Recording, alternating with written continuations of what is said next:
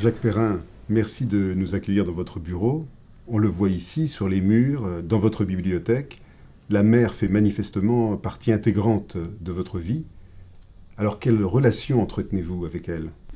La mer, l'océan, c'est une histoire de passion, c'est une histoire de sérénité.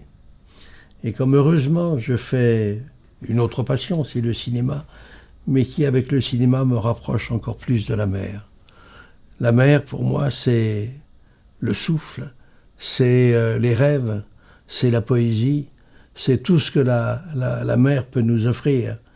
Et moi, j'ai fait 2, 3 films, dont avec Schendorfer, Le Crabe Tambour, mais des films sur la mer, mais je crois que j'ai pas commencé à faire le vrai film que je voudrais faire sur la mer, parce que je crois, quand les choses nous passionnent à ce point, on n'arrive jamais à les dessiner tous les contours. On arrive à donner des sentiments, on arrive à donner des indications, mais le souffle de la mer, quand j'imagine les tempêtes, quand j'imagine les cieux changeants, quand j'imagine le lointain quand on est sur la falaise, le lointain quand on est sur un bateau, et qu'on est bercé, quand on est chahuté par l'océan, qu'est-ce que vous voulez qu'on rêve de plus?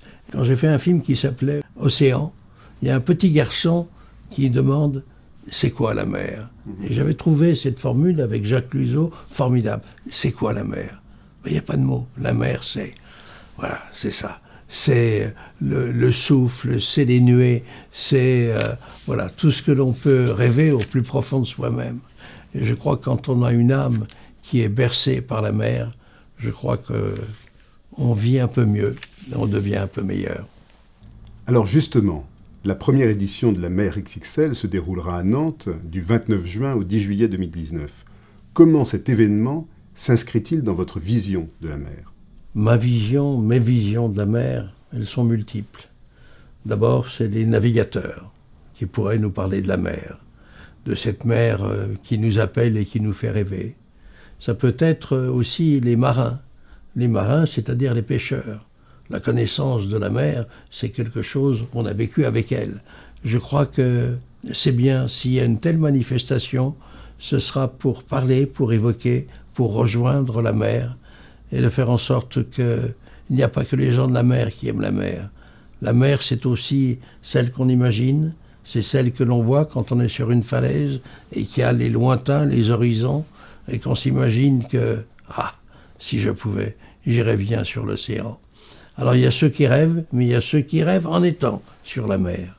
Mais l'utilité, c'est de savoir que, en termes de scientifiques, en termes d'écologie, en termes de tous les aspects de la vie de nous autres terriens, les réponses peuvent être apportées par la mer. Vous le dites si bien. Alors, en tant que futur visiteur de la mer XXL, qu'aimeriez-vous y voir? Qu'attendez-vous de l'exposition? J'attendrai à être, comme dans la vie, à être étonné. La mer, c'est un continuel renouvellement. Et à chaque fois, l'émotion, la sensation que l'on ressent, on a toujours l'impression que c'est comme pour la première fois. Les cycles de la mer n'est jamais pareille. Il suffit d'un ciel couvert, il suffit de l'étendue de la mer qui change de couleur, et d'un seul coup, c'est d'autres univers, c'est d'autres horizons. Et j'ai l'impression que dans un centre, une manifestation, il y a de quoi présenter sous différentes facettes de ce qu'est la mer. Et de savoir que je ne sais pas comment feront les gens pour vivre sans être au bord de la mer, sans avoir la faculté. Moi, j'ai l'impression, on parle de liberté. Liberté, c'est quoi la liberté? Les terrains sont finis en agriculture, dans les paysages normaux. Mais quand on parle de la mer, il n'y a pas de limite, il n'y a pas de frontières. C'est une étendue, il n'y a pas des océans, il y a un océan global. Et donc l'océan global, on peut faire le tour dans tous les sens. Et on peut revenir, après des tas de tours du monde, revenir à son point de départ. Et ça, il faut que les spectateurs se rendent compte de ça, de cette richesse qui n'a jamais été racontée, si les poètes savent formidablement raconter. Et c'est vrai que, les mots nous bercent. Et la différence entre la poésie et puis la mer, la poésie, on peut fermer les yeux et être bercé tandis que pour rêver en mer, il faut avoir les yeux grands ouverts.